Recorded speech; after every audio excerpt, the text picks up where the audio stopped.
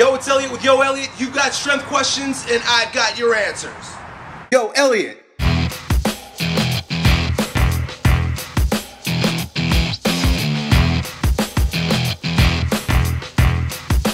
Well, today's question was a text question that came in earlier. Was from a woman who wanted to know how to increase upper body strength, namely in the push-up. So, the first thing is that there are 2 points that we've got to consider when building upper body strength for women. The very first one is that you got mammary glands, boobs, that are actually quite heavy, considering that the strength in your upper back to maintain the extra weight that you hold, that men don't hold, can be overbearing. So essentially what happens is, with the extra weight of your boobs, you actually end up being in a more kyphotic position. So any type of pressing exercise that's in this plane of motion, like the push-up, especially if it's going to build up the pec minor and all the muscles in the front of the body associated with horizontal pushing, is going to further facilitate the imbalance that causes women to have saggy breasts. So what we've got to do is we've got to continue to build the muscles that are associated with pushing in absence of overdeveloping the pec minor, especially in relation to the muscles of the upper back. So when I say that there are 2 considerations, the first is that we've got to be very strategic about the muscles that we build for your pushing capacity, but also we've got to spend a lot of time, probably I'd say close to 70% of the time in your upper body strength training program needs to be spent back here. It needs to be focused on strengthening your mid and upper back, your rear delts, the muscles that actually hold you up. These are postural muscles.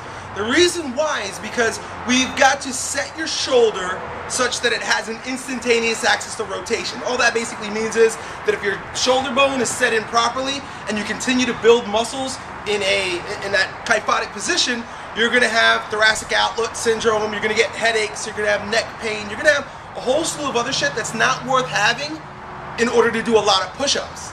So, I'm going to give you a series of exercises and I'll talk a little bit about how you can implement them into your program so that you could start building upper body strength very quickly. The first thing that we've got to consider is that women can't typically do push-ups very well.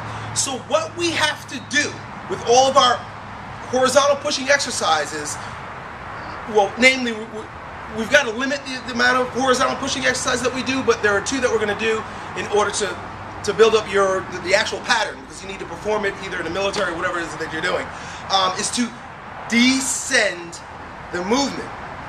The 2 ways that we're going to do that is, or I'm going to show you 2 variations of a descended push-up. Number 1 is pushing up off of a high bar, and I'll show you that in a moment. The other thing is, if even that becomes difficult, what we can do is we can assist your push-up with a band.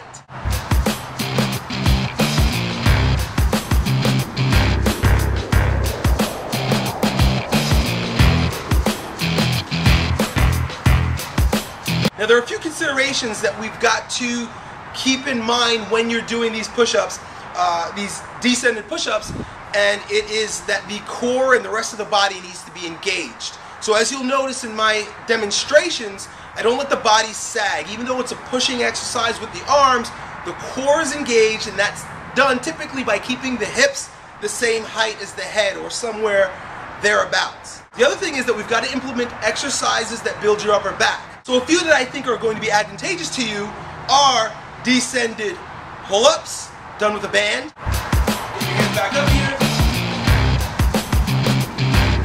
Band extensions, and any type of dumbbell rows.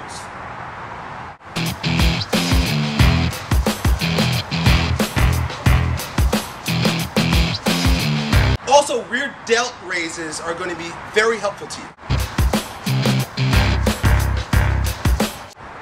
The other thing that I would implement to the program are elbow extension exercises in absence of the pecs, the muscles that are going to bring you into that shrugged over position. So any type of tricep extension, overhead extension, cable press downs.